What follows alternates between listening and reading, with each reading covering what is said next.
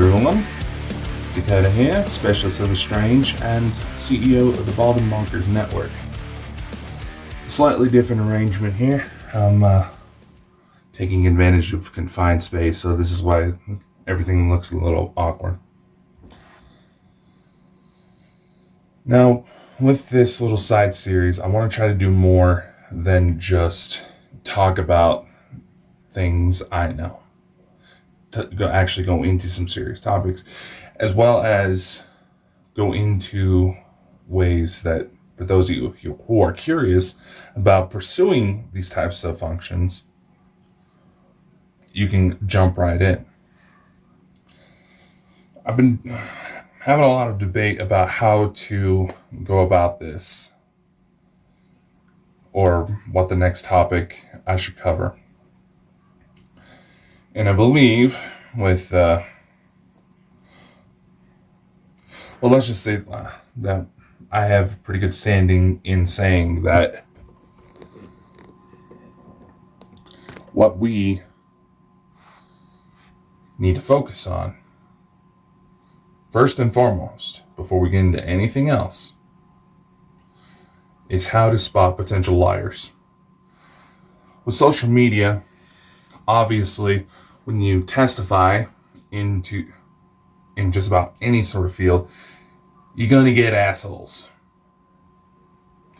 And if you have particularly extraordinary and exotic claims,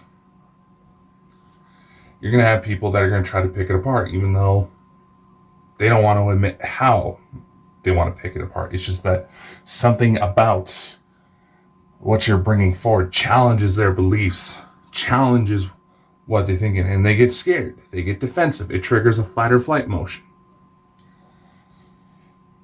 Things I'm going to discuss here are going to trigger some fight or flight because I'm going to talk about real life examples that I personally dealt with. So, here's what we need to consider, right? So I'm going to just take a moment to adjust the camera here so you see more of the whiteboard. All right, try to get my rugged good looks here, but we make do with what we have,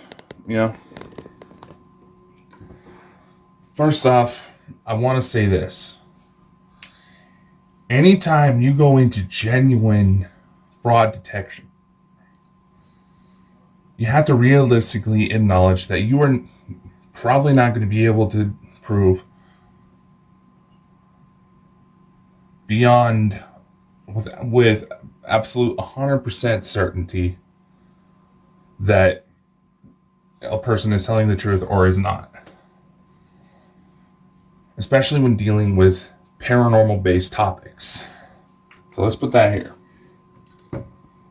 Let's put that little warning here. Come on, you piece of crap. Results vary from... I gotta find some way to secure that. Case to case. All right, we'll flip this in post. No, stay. I need you to stay. Okay? Talking to my cat. Results vary from case to case. There's going to be some people that you're not going to be able to prove 100% on whether or not they're full of shit or if they're telling the truth. So remember that, first and foremost. You got to be able to acknowledge the potential shortcomings. Because, let's just face it, there's a lot of cases that are going to come forward when you go into this type of subject that are going to be very difficult to prove or disprove just because of the circumstances behind them. Now, let's go into an example that ended up proving to be a false case. All right? So, here's the situation. We'll jot down the notes as we go here. Woman claims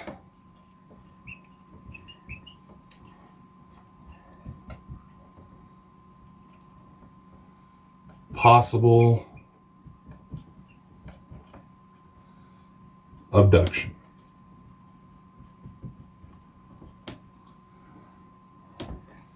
Okay, she's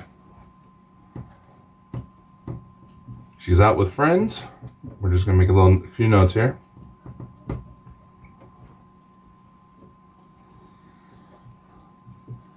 Drive near fields.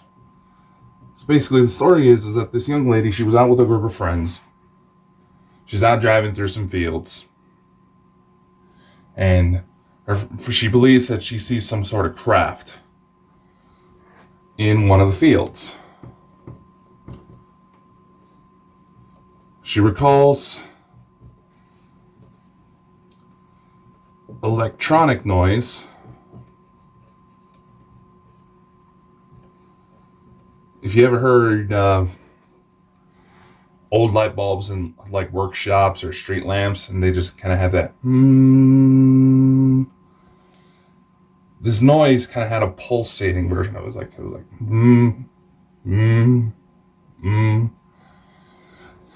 Then she feels a sensation of blanking out.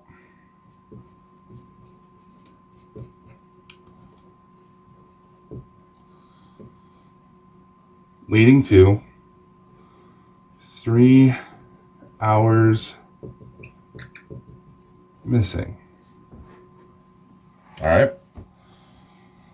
So this woman goes to claim that she believes she may have had some sort of an abduction encounter. Out with a group of friends, so multiple witnesses. Now, this is going to be something that is going to be tricky, which I'll explain here. Driving out near fields, roughly isolated location. Okay? Now, see some sort of craft. She does not recognize it as any potential plane. Has no background of military service. Not even any familial connections or even boyfriends. So, sees a craft she does not recognize. Her main source of logic is that this thing is flying close to the ground and does not look like a normal airplane. Electronic noise. Fairly standard. Sensation of blanking out. I should add, just for clarity purposes, possible nausea. Then we have the infamous 3 hours missing. Now, because we don't have any video, pictures, or anything like that, we cannot verify for 100% certainty that this woman is lying. She hits all the cliche marks. Hits a lot of very similar stories. Now, with the multiple witnesses, here's where the further investigation becomes required. I believe it's in his book by Dr. Michael Sella, Insiders Reveal Secret Space Programs, or something along those lines. If I go to reference any sort of books or anything like that, or recommend any equipment, I'll try to keep the cost down as much as I can, but check the links in the description for further reading, resource material, recommended products, things like that. Now, we go to the multiple witnesses. All she will state that they were just friends. It seems like she's purposely being vague for whatever reason. Now, you have to consider possibility. She's either respecting privacy, knows that these friends might not be willing to come forward about their encounter because of their own beliefs. Unfortunately, this is fairly common. Even with today's kind of climate where people are starting to be a lot more accepting of the idea, there's still a lot of people that get psyched out. And this is why, that's kind of why I want to go into this type of stuff. I don't want to just talk about, things going on other worlds, things I know about because my connections upstairs, my encounters. I want to try to help individuals who believe they may have some sort of experience happening, but they're not exactly sure how to go about looking into it, or they may feel scared. So, on one hand, like we said, on one hand, this woman may claim that she's trying to respect her friend's privacy, not really go into a lot of detail. Second possible answer is contamination. What do I mean by that? Obviously, like I said, all of these remarks are fairly typical of extreme abduction cases. So, is it possible that she may have heard a story like this somewhere? Maybe tweaked a couple details? Maybe. Or we can go into the more exotic explanations that memory was fucked with and this is masking something else. So we'll just make a little note here. Outside stories for the hearing it somewhere and tweaking details. She may not even realize she's tweaking details, or that she is giving out false information. She just may have had a very similar encounter and drummed up her own conclusion events because of other stories she heard. Or on the more exotic explanation, memory alteration. Now, the outside stories accommodates in the event that she heard this story from somewhere else. Memory alteration covers a few different things. We're going to jump over here. Trauma-based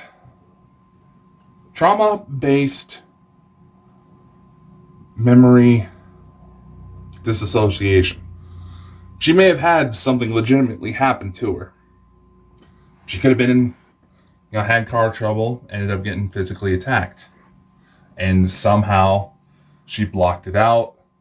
The electronic noise could have been another vehicle that was on the road. Several different factors that can go into it. The human mind is well known to alter details on its own, especially in trauma-based scenarios.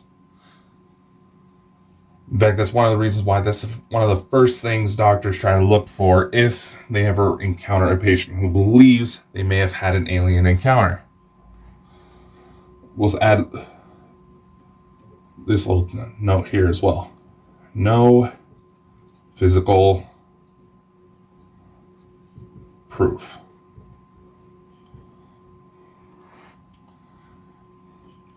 Another event that's also been perpetrated by either MK Ultra-esque exploitations or even abductions from both good and bad guys is artificial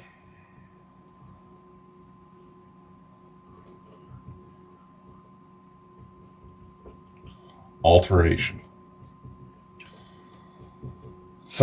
Basically, somebody went in and fucked with this information.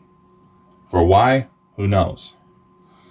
We have to also acknowledge that when it comes to situations like UFOs, ghosts, cryptids, what have you, you're dealing with more than one intelligent party acting all at once. You're dealing with forces that mainstream science is just barely trying to get their hands on as far as understanding. Now, it could also be very well possible that both trauma and artificial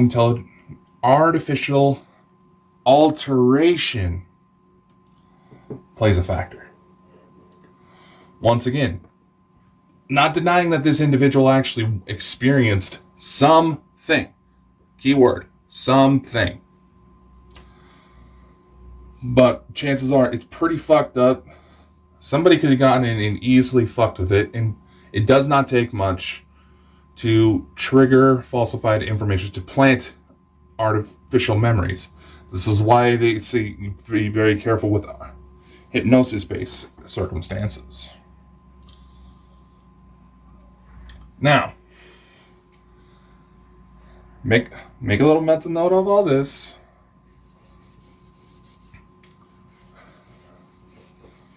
Because that is going to be a typical case that you're going to come across. This woman claimed that she had several follow-up encounters, that she may have actually been implanted with a hybrid, reptilian in nature, mind you.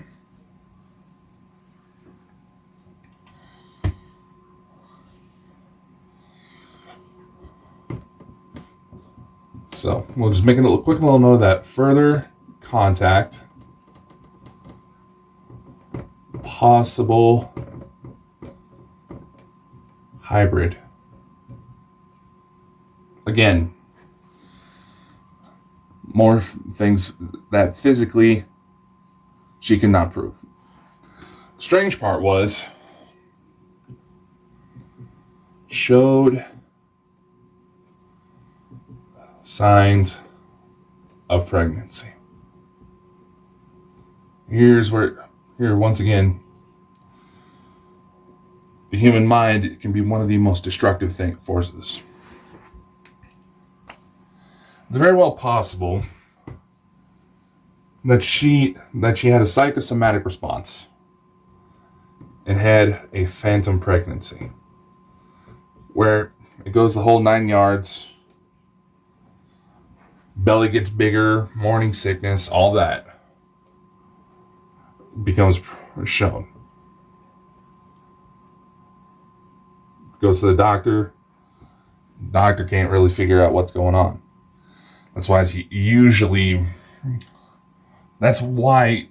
getting a pregnant woman to the hospital is so vital, because not only could several things happen to where the mother could become very sick, there's also a number of things that could falsify potential pregnancy, including psychotic breaks. There's forums online of women who firmly believe that doctors were lying the entire time about them not actually being pregnant. But still, they showed a phantom pregnancy. This woman could very well believe that she had the encounter, convinced her herself that this event took place. Now, with this particular case, possible miscarriage. Now, before you start assuming that I'm being an asshole here, basically, for some reason, and it happened multiple times, where all of a sudden the baby just disappeared. Once again, this is something noted in abduction scenarios.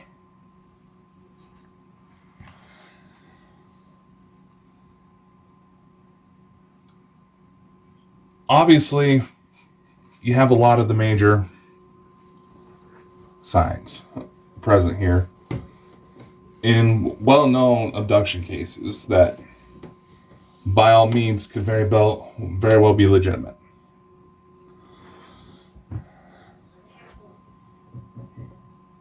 So, how is she lying?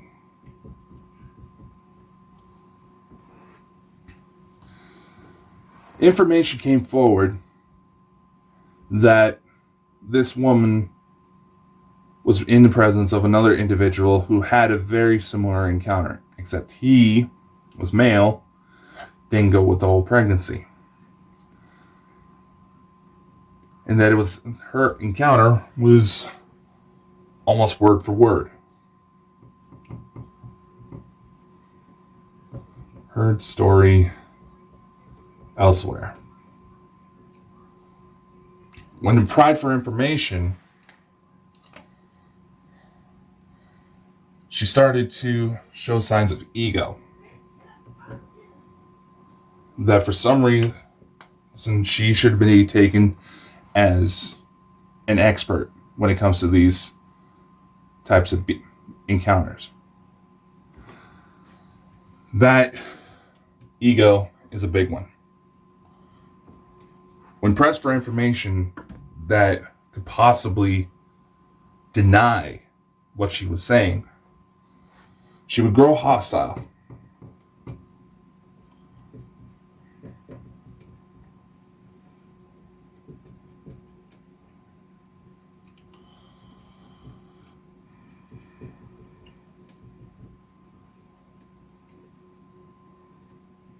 I cannot spell worth shit for today. Anytime you would ask questions that she was not able to fully answer, and she knew she couldn't fully answer, she grew hostile. Big red flag. Majority of individuals who, now it could very well be that the subject is under a lot of duress because of what happened to him, and might be fearful of negative consequence. So it triggered this line of questioning, even though these were viable questions. It triggered a fight or flight response. As she started to grow more attention,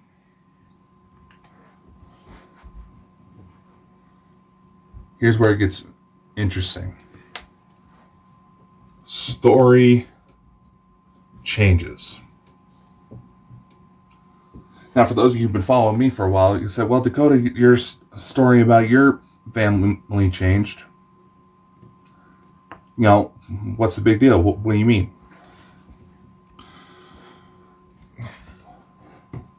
You have to be careful in trying to determine natural evolution as compared to falsified claims.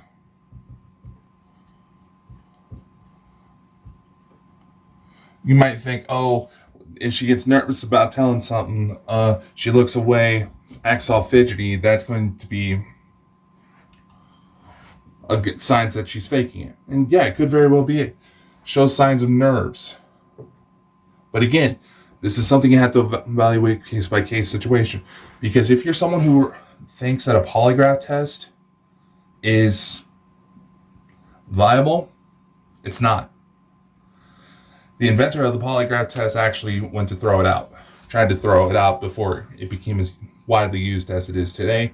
A lot of courts have started tossing that aside, but a lot of police departments are using it in order to try to pressure and a confession out of someone. A lot of lives are potentially getting ruined because the polygraph test does not work. It's bullshit. I'm just going to say that right now. So you can't strap a person to these types of things. A natural evolution to the story. You have to take into consideration trauma related.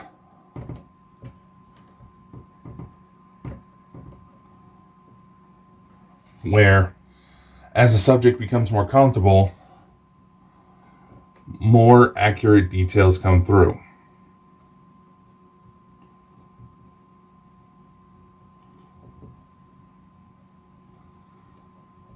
if someone is being legitimate,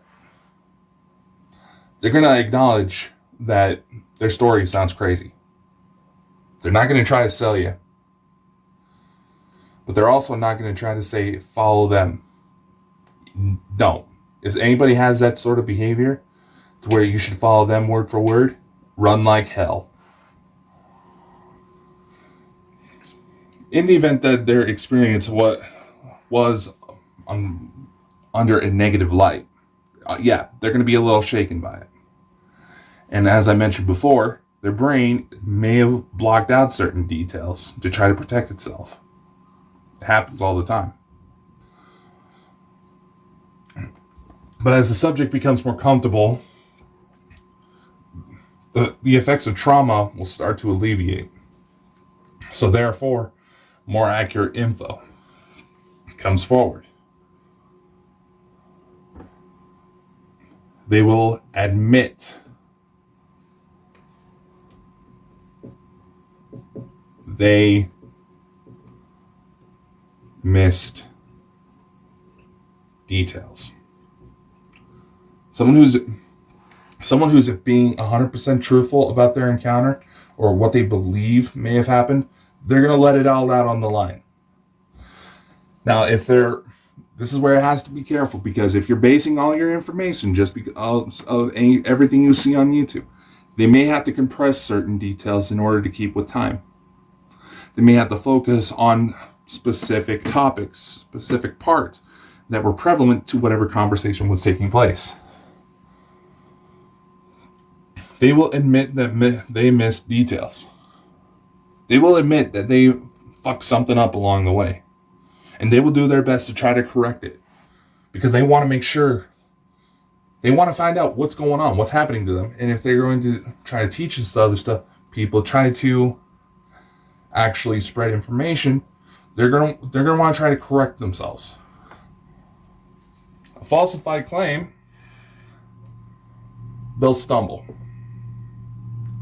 They'll try to cover their tracks. They'll monitor others and copy. A lot of times what this woman was doing was that she would watch how certain individuals who could prove their stories, myself included, how they would react. She would act like she was going into a trance state, then she would just look to see if people are paying attention.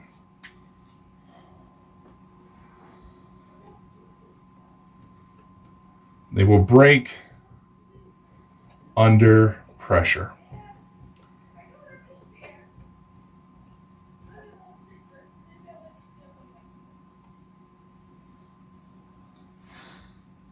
What I mean by that is that when they go to break under pressure, they'll feel like they're getting to be backed into a corner. They will stumble over all the information. They will try to copy others. It's a typical psychology move. Mirroring. It's supposed to help gain trust. But eventually, they will always break. Hence why police departments try to use polygraphs in order to pressure individuals into a potential confession. Because they're trying to get them to break. Someone who's being truthful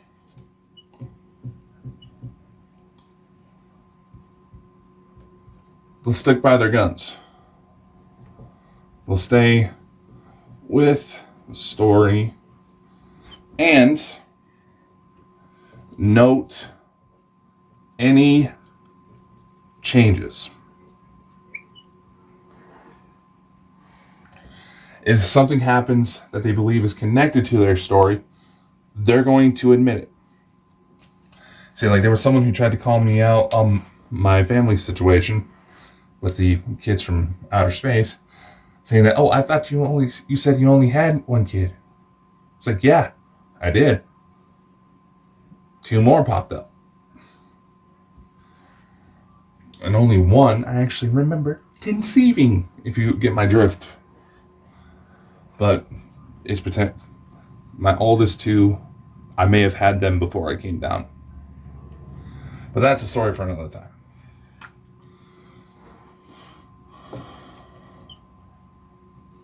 Someone who's always telling the truth will know any changes that take place. And again, they will admit they sound crazy.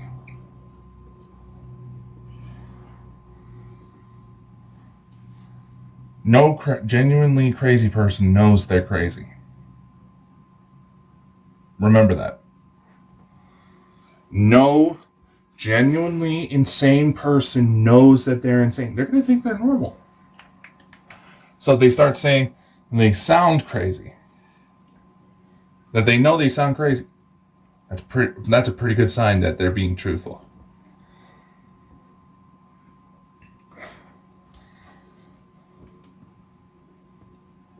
And they will, and here's another bit to watch for. They will seek no gain. If someone is telling you an outlandish story, try to figure out what is it that they gain from that. If they genuinely gain nothing, then they're probably being a little bit more truthful. But again, you have to go by case situation, because some people may decide to write books based on their experiences and build an actual living around what's happened. And you know what? Good on them. As long as they still admit they sound crazy, they admit they stay true to the details, or that they missed anything, they will stick by their story.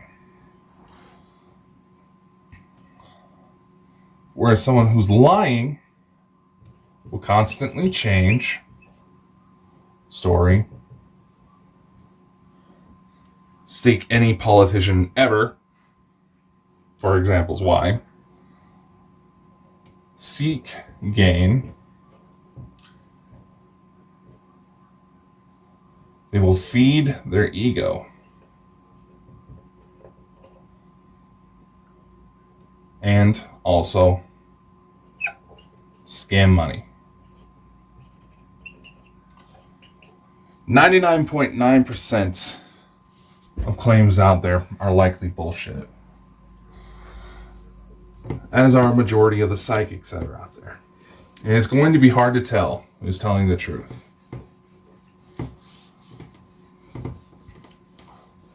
And there's no cut and dry way of being able to tell for absolute certainty. Now you have fields like profiling, psychology, behavioral analysis. There's certain traits that humans will always exhibit. But even those vary from culture to culture, parental upbringing, things like that. There are always chance for change. So how can you tell for 100% certain? Follow their track record.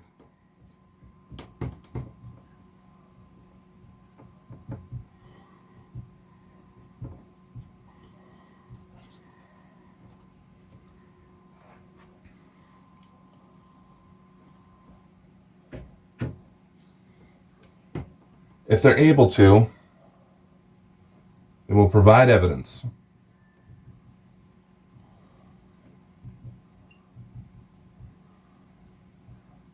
And keep communication open. They will be open to hearing out people, open to discussion. They will provide evidence if able. Because let's face it, sometimes you're going to run into situations where you're not going to be able to gather up the evidence you need in order to testify. But you still have to testify because there may be some serious implications. The reason why I tell my stories, well, I'm trying to figure out what's going on, and I just wanted to know that little girl was actually my daughter, if I actually had a family out there. The track record, again, follows. Are they staying within natural evolution?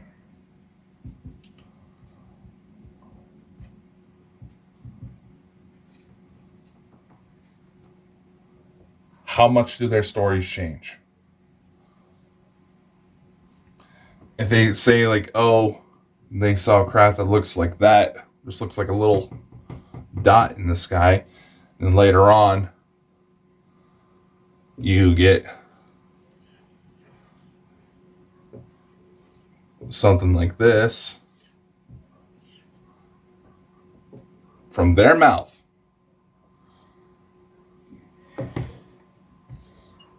Good sign. They will alter details. They will grow hostile if confronted. That's a no-no, and that's a no-no. Now, if the details add more information, like they figured out, they were able to recall more, or if there was more to it, they're staying within natural evolution. They will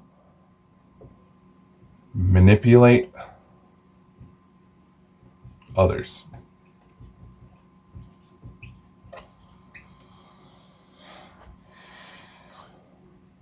They will drive focus to themselves.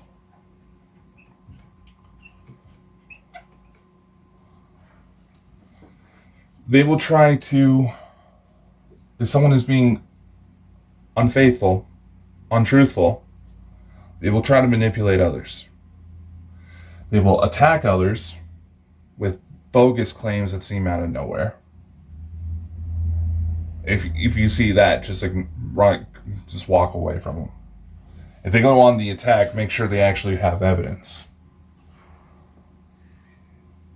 They go to try to manipulate others to bend to their will. They'll try to say there's a situation where someone thinks they're a starseed, someone else in that circle thinks they may have been part of the soul family. And try to say, oh, you should tell this person what you think we are, what you think. They'll try to implant that other people, they'll try to subconsciously prime other people to believe their story so that it came from them. If you see that, start shooting, because that person ain't looking out for you. They will drive focus to themselves. You're going to know what I mean. They're going to try to act flashy. They're going to try to say that, oh, this person was talking about me. They're going to try to act like they're all big and bad. A lot of people still try to quote Sylvia Browne. Well, look how well she treated people in her readings. Teresa Caputo, well-known fake. Sylvia Browne would fight with individuals, say like parents who were trying to get the information about their murdered daughter from the afterlife. Sylvia Browne would try to say, oh, your daughter was shot. No, she was shot. I don't believe you. She was shot. Cause of death, officially ruled, diabetic shock. Insulin issues with diabetes. They will drive focus to themselves to try to make themselves seem like they're all big and bad. Whereas everybody else who tries to stay true to the cause, they're just looking to tell a story, get information out there. They want you to try to look for other information, and they want you to have the discussion. I want you to have the discussion. Because who knows? You may find something that I didn't know. Or you may find out we're connected. You don't know. But all in all, the quickest way to tell someone's speaking the truth is that they stay over, let's say, 75% accurate or more. If enough of their predictions or testimonies end up panning out and other people start bleeding to other people, you got a true case on your hands. If someone is being truthful, they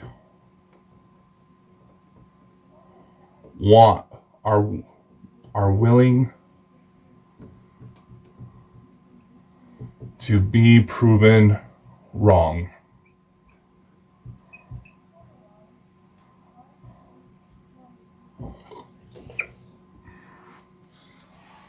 If they go to start to fight, become hostile,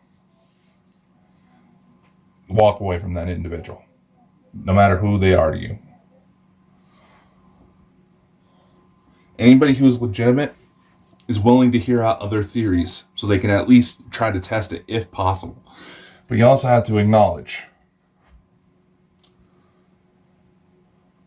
there's a lot of traumatic events taking place and a lot of very dangerous things playing a part to where it may be very difficult.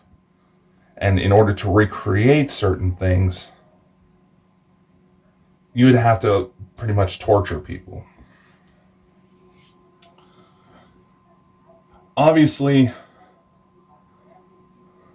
if they stay about 75% or more accurate, you probably have something legitimate on your hands. This is where you have to watch for their reputation. Now, one thing, the only shortcut I've found that is proven to be legitimate, how quick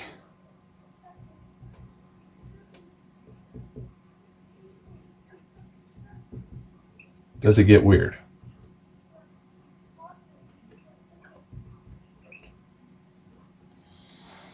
Are they someone who has voices in the background when they're supposed to be alone? Do they point you in a certain direction and almost immediately results pan out? That's the quickest way to find out if you're having a legitimate case on your hands.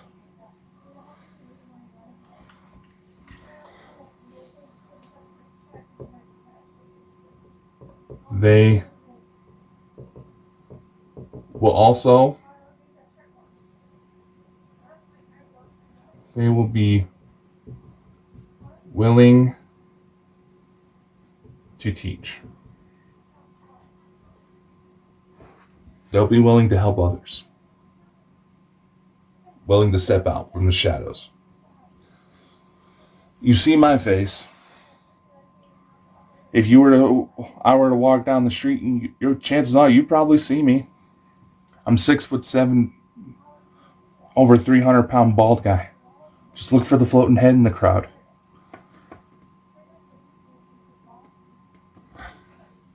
If they are willing to step up and teach you how it's done, and their fees are reasonable, because let's face it, we all got to be doing something to making that dough, right? Especially nowadays. They will be willing to teach. And unfortunately, we live in a world that's very cash dependent, financially dependent. So in order to get information out there, they got to fork over a few bucks and start making a little bit of a business.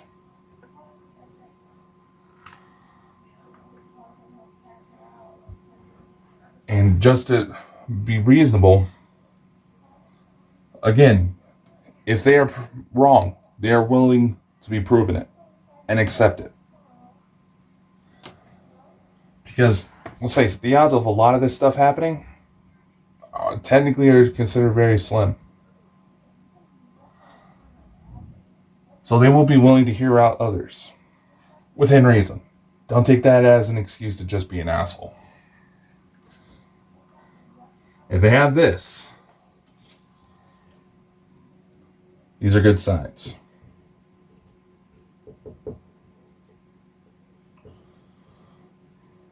Even if you don't necessarily believe the individual, these are good signs that they're not trying to fool you or anything. They're just trying to get the information out there. Now,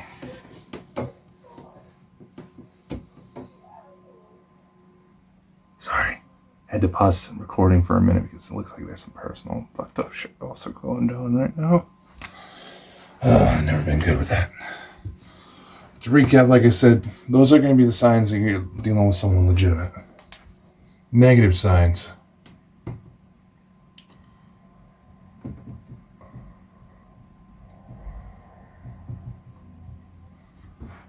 And by the way, I'm also going to say this. It's actually been scientifically proven that the best lie detectors are often the best liars themselves. Signs you're dealing with someone who's not being legitimate. And I should probably rephrase that is purposely illegitimate. That they are purposely trying to fraud over people in some way.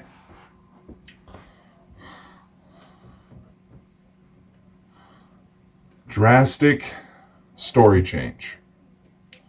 Again, it's kind of a making a mountain out of a molehill situation.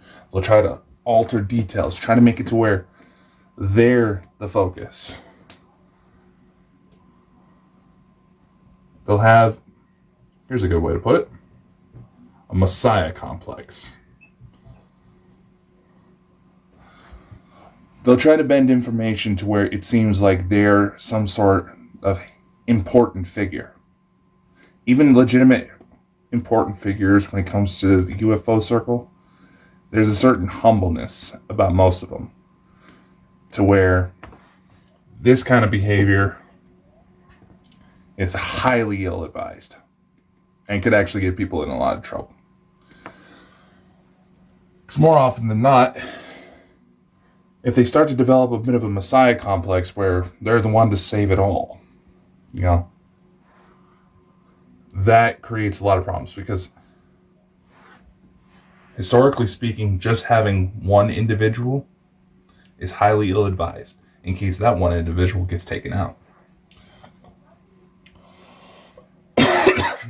They'll try to alter details, try to convince everyone that they're the important focus, even though they'll be proven wrong on several occasions. Drastic story changes. Let me update that.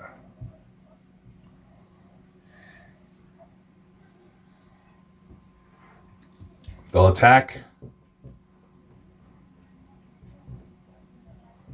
without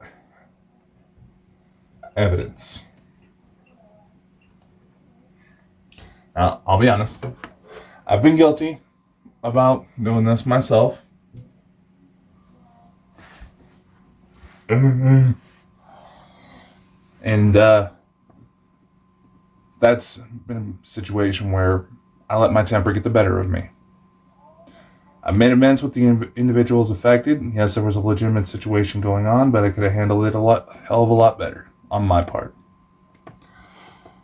So I'm just bringing that out just in case there's people that try to bounce back and say, "Oh, what the go? You do this." Start to stir up old shit. No, we're done. We're moving on. Okay? They'll usually attack without evidence.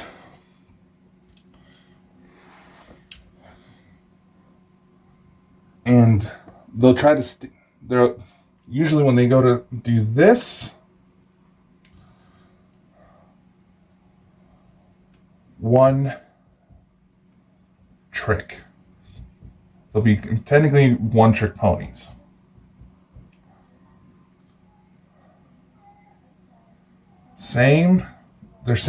Their MO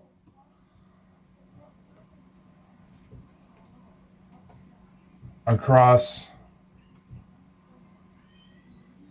all instances, their stories will not vary.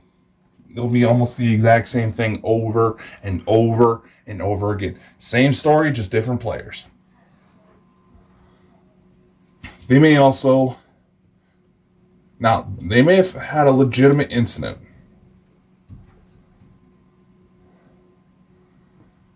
Victim surfing.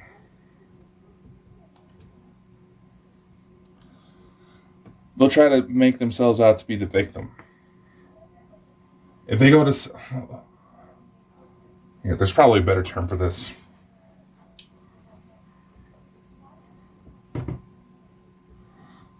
Let's go with self-victimization. They may have had a legitimate incident happen to them.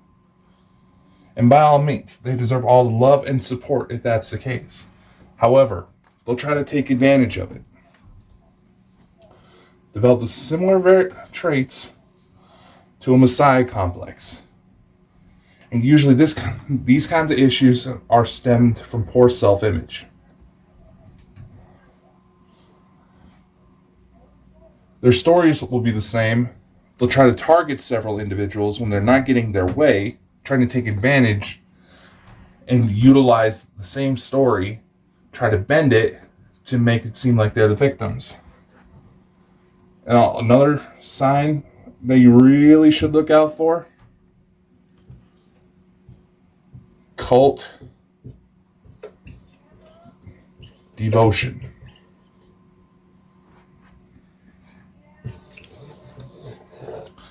They'll start calling on their friends, their boyfriends, their family members, all that, to try to stick up for them when they're called out on their bullshit. And because these people try to follow this individual, they want to be helpful. These are well-intending people trying to defend someone they care about. They'll have an almost cult-like devotion and accept anything they tell them without evidence. Believe me, we had one individual that decided to part ways with the company, who got upset that I didn't fight for her to stick around. Now, I was getting frustrated with this individual because of her behavior patterns, but I was also trying to give benefit of the doubt, being that it was around the holidays this information was taking place. So one day she goes to message me saying that, she doesn't want to be part of the company. There was somebody who was a prospective member that she was falling out with, and she said, I can't be affiliated with them or in any way, shape, or form, blah, blah, blah, blah, blah, blah, blah. Then they go to try to say, I don't feel right because he didn't defend me. He didn't start asking for me to come back. When everybody who decides to take up work, except myself, under the Bald and Bonkers name, they're legally considered as freelancers. They're free to come and go as however they want, and I can't stop them. Would you knock that crap off? Cats, man. You're going to say, Dakota, you sound pretty upset about that. Why don't you just let it go? Why do you keep bringing it up? Well, because the individuals that they started comparing me to were defending a pedophile. 1, that's where they lost it with me. 2, yes, I have done my best to get over it, but I will always acknowledge that no matter, even with some negative events, people try to move on and get better, I will acknowledge if something comes up. And I know this individual still watches the videos and dislikes anything that makes a vague resemblance to what she said. But regardless, that behavior is highly dangerous. Not only to themselves, whoever participates in it, but whoever blindly follows. Because you may fall into scams. You may end up trying some sort of home remedies that could kill you. Hence a majority of social media challenges landing people in hospitals. And you may be put at risk for some very dangerous people to take advantage of you. And right now, with all the changes in the world, you need to be on top of things. That's all I have for you today. I hope this does provide some information. If you have any questions, please do feel free to reach out in the chat or in the comments. We have a Telegram group now, and you'll be more than welcome to reach out to me through there. I do try to keep my lines open. People start abusing that, I will take that away. Just trust your gut. Oh, before we go, there's a lot of lines trying to focus on vibrational resonance.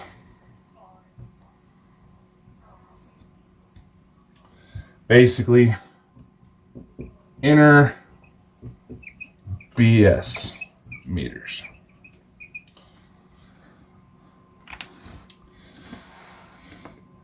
They always say trust your gut. There's a reason why you get intuitive feelings that something isn't sitting right. Now, a lot of you have reached out and tried to say, oh, don't worry about the haters, blah, blah, blah. We know you're telling the truth. We know you're telling the truth. That's not why I stepped up. What bothered me is that a lot of these individuals, I can probably bet money on, didn't actually listen to the full story, despite what they tried to say. What bothered me is the fact that it was a testimony about overcoming suicidal tendencies, and people started shooting it down, trying to use the most minimalistic excuses. Yes, everyone has the potential for intuition, for psychic ability. Everyone has inner BS meters. But your own personal dramas,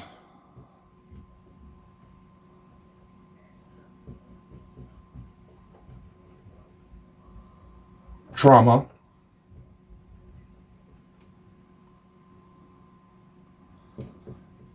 past experience,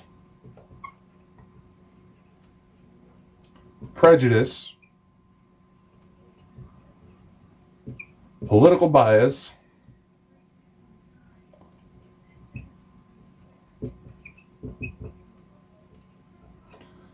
ironically, all of these start with P. Social dynamic,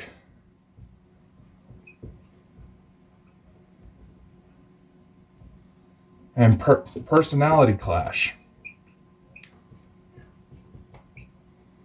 The human brain is a very beautiful and complex.